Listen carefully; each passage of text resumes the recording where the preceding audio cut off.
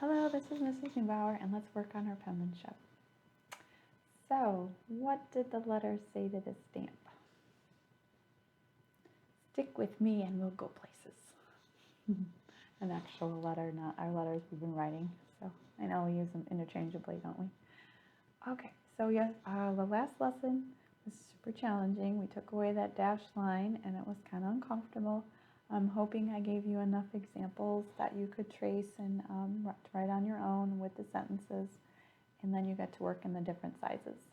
So hopefully you're ready for the next level. So our next level and up the goal number 21 is to learn how to write on lined paper. How exciting! So we're not going to even have any space anymore in between our lines. We're actually just going to have lines. And actually, if you actually used my sheet and used the wide roll paper instead of my sheet, you'd be writing on lined paper today. So I'm really excited for this. We've done such hard work. I know you're practicing at home and doing a great job. So I wish I could see them, but I just have a feeling if you're following along and doing your lessons, your letters are looking better, your words, your sentences, you're having good motor control with your hands. It's getting better and better. Okay, so before we switch to the camera view and start our letters, I just want to go over what the goal is. So now we have lined paper. So if you ever look at lined paper, it just has a certain amount. So we went from having a space in between. So before we were writing from the top line to the bottom line because we're getting used to writing lowercase and uppercase in words. Now we can't do that with lined paper. Unfortunately, we can't. We have to have some space because if you try to write line to line, it just doesn't look right on lined paper. It gets all jumbled. So you got to have a little space at the top, a little space. So if you see on my N and then on my H and my L, there's just a little space in between. So now you're going to have two imaginary lines. So I hope you're up for the challenge.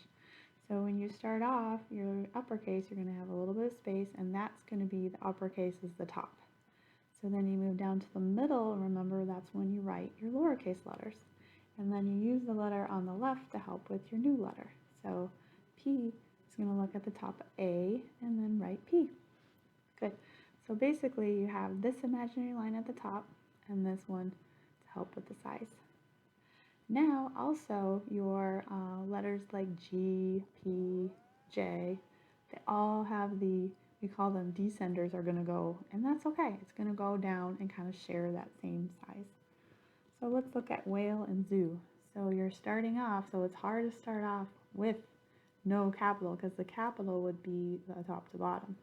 So you kind of have to estimate the middle to start your W.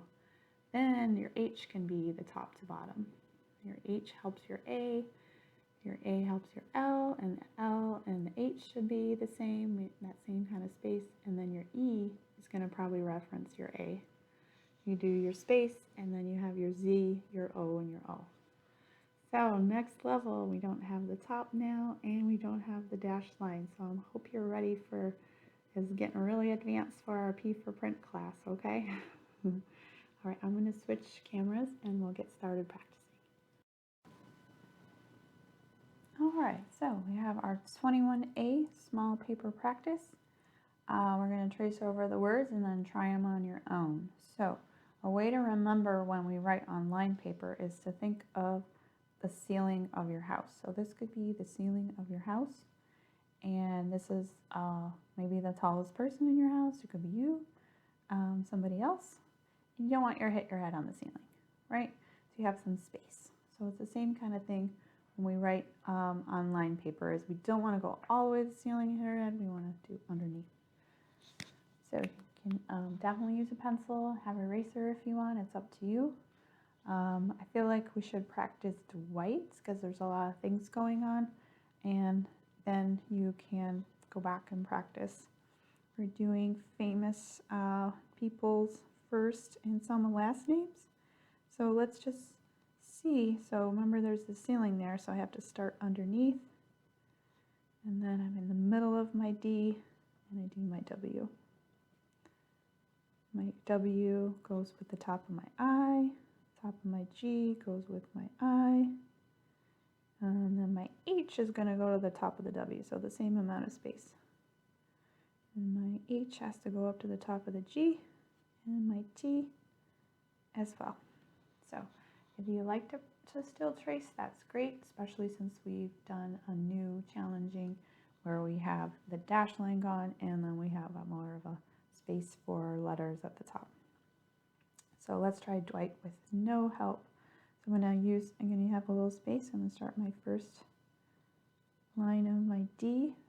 I'm going to do my curve back around. And then halfway is going to be where my W starts. Up and down to the same size. Sometimes you got to go back and touch a little bit, and that's okay. Then my I is going to start where the top of the W is. Down at the top. And then my G is going to be the top of the I.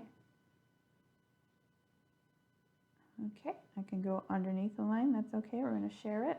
Share the ceiling space for the next line, that's okay. My H goes up by the top of the W, same kind of space. And then my T. Okay, so definitely getting more advanced for you. You're going to go through and try all of these words. And I have another one, all the P through Z's on another page for you. So this is going to take you probably a day to work on the small. I also have an actual letter for you if you want to write a letter. If you want to practice first, that's fine, or you can just use it as a reference.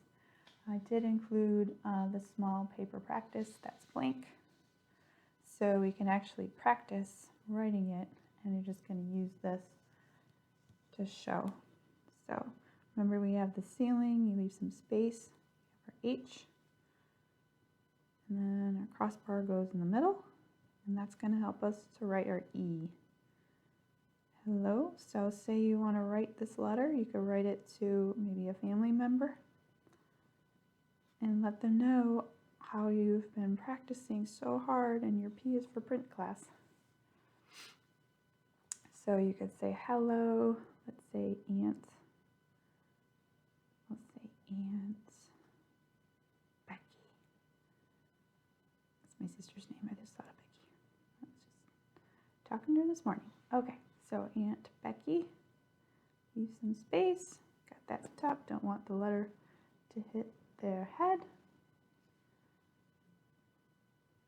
Okay, maybe you have an Aunt Becky too, I don't know. Okay, so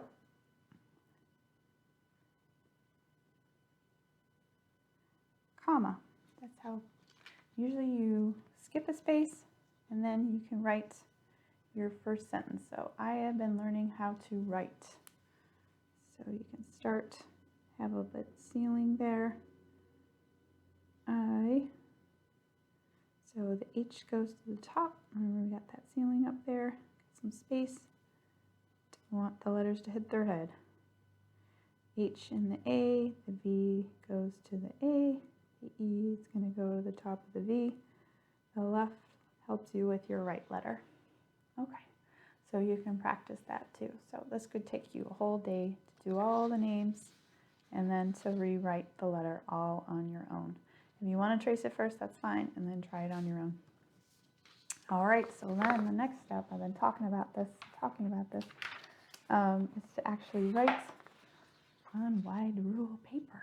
So this Nest 21B is the actual size of the wide rule paper. So isn't that amazing? We've come this far, 21. I think we had a few more lessons in there actually, 25 lessons I think. So we have alligator, so we're back to our animals, and you can practice on my sheet, or you can get out some wide rule paper if you have it at home and try that. See how you do.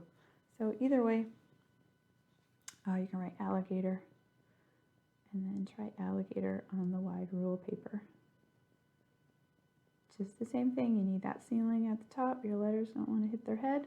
Use the middle, whoopsie, be careful when you trace it over. I actually made a mistake like me.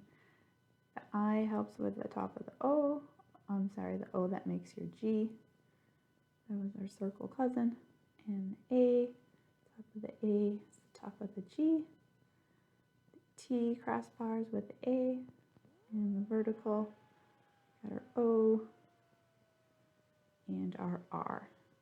Oh my gosh, this is amazing. I hope you guys feel the same amazement as I do. We've worked so hard through our lessons. So this is the same thing as the line paper. It's just so much. I just love this accomplishment we've had. Okay, so you're going to work through, you can either work on the paper again, remember I just said that, and then we have through zebra, animal for zebra, x-ray fish, yak, and zebra. I have another letter. If you want to write another letter, maybe to another family member, somebody that would be proud of your lessons. This is like almost like you're graduating. We have a few lessons left. You can write your letter and give it to somebody as well. So you can write it. I gave you a blank wide rule practice paper, or maybe you could use another piece of line paper. So you have plenty to do. This might take you 2 or 3 days to do 21A and 21B. There's plenty to do. So,